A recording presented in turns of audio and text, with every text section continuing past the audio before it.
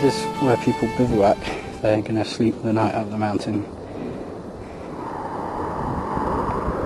And that noise you can hear is one of the military aircraft which fly around these hills.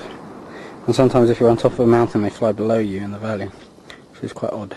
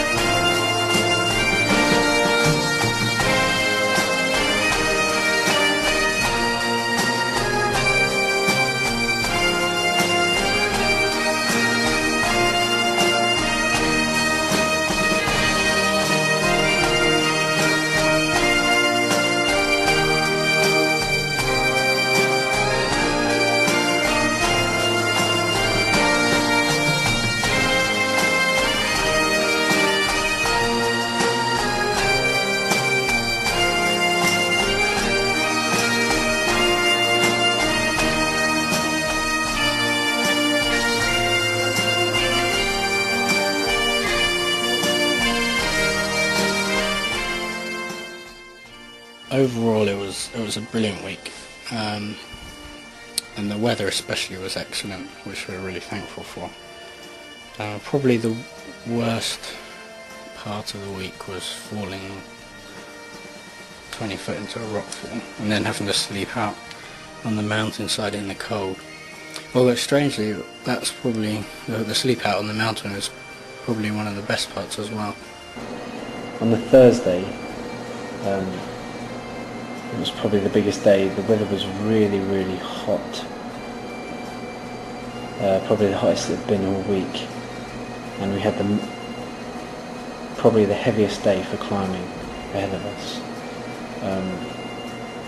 Took us most of the morning to get up the stone chute and finally get to Alistair, which was our first climb. Once I got up there, I was drenched. First thing I wanted to do was take my bag off and get my t-shirt off. So I did that, and then we sat there eating the nasty Cornish pasties and feeding the seagull. And then we'd done all our pictures and all the recordings, and it was time to move on. I picked up my t-shirt, which had been laying on a rock, which revealed to me all the seagull dew all over the front of it. The other guys found very funny. I had two options. I either kept my Egyptian robe on or went without anything. So that was my decision. There was no way I was going to be able to do the rest of the climb in a robe, and there was no way I was going to wear a t-shirt if we were going to be recording it with seagull mess all over the front of it. So my only advice is never place a wet t-shirt over a rock with seagull dew all over it. I think my favourite parts of the week were walking in the late evening when the sun was going down behind the mountains.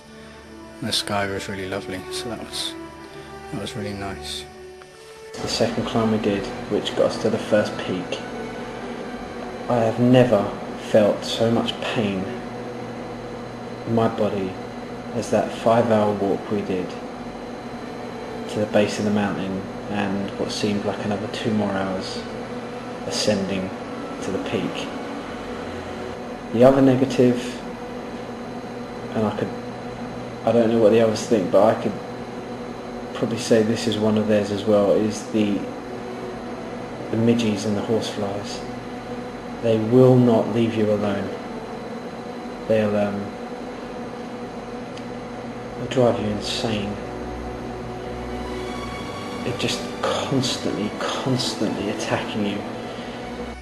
I guess we were a bit disappointed not to complete the ridge, although really we started too late in the afternoon to really have much time on the ridge itself. I think we only had about 9 or 10 hours walking along the ridge, whereas really you need about 14 to complete it.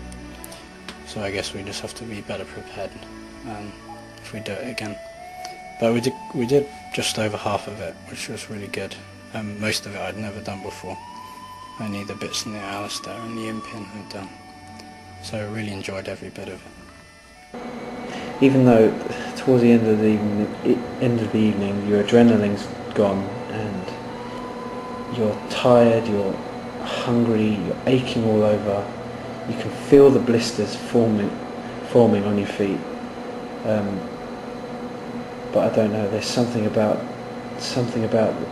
that mountains and them views. You know, you're walking down and it's about 11:30 and it's twilight. It's just the loveliest colours in the sky, and the views are just amazing. And you know, we're all separated by about 500 yards, so you're just there in silence, just with the sound of the stones under your feet, and it's almost surreal. And you just end up, your mind goes through everything. You think, my whole life passed by, in my mind, walking down